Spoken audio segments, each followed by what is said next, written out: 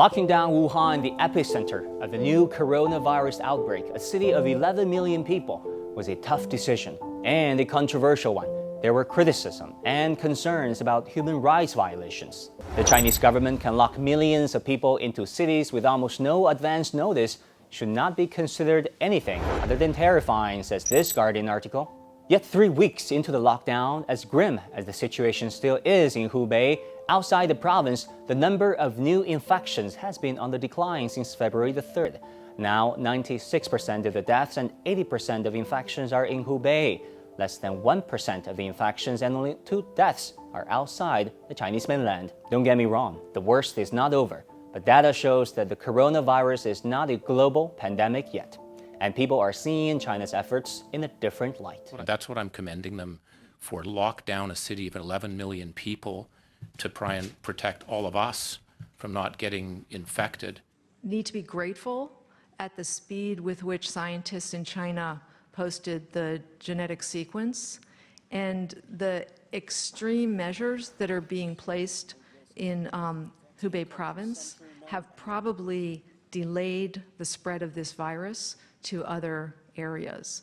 We must admire the dedication of the workers and respect the sacrifice of Wuhan and other cities that have gone into this sort of social distancing exercise in order to try and interrupt transmission. Another move generating discussion and debate is China's capacity to mobilize resources. Tens of thousands of medical staff were pulled from every Chinese region to help Hubei. Dozens of military aircraft and thousands of military personnel, including doctors, were sent in. And it took 10 days to build a new hospital.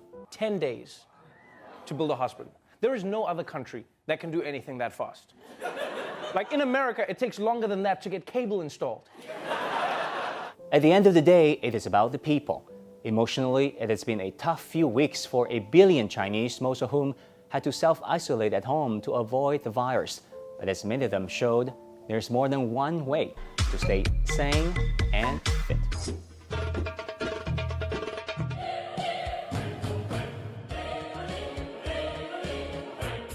I wish I could end on this happy note, but let's not forget that as we speak, the medical staff and first responders are putting their life on the line to fight this epidemic. This doctor, while on duty, learned that her mother had passed away.